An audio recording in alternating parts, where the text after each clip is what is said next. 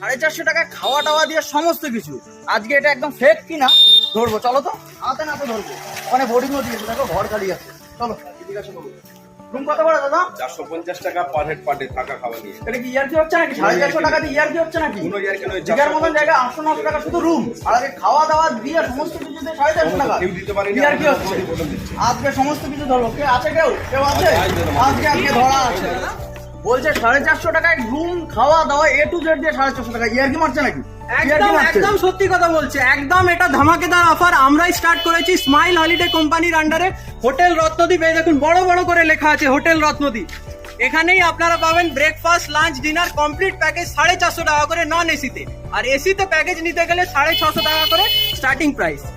Plus আমরা গিফটও দিচ্ছি। গিফটটা দাও। কি বলে মাইরি, কি বলছে? এ তো একদম মানে আকাশ থেকে পড়ছি। এটা হচ্ছে স্পেশাল গিফট কফি মাগ।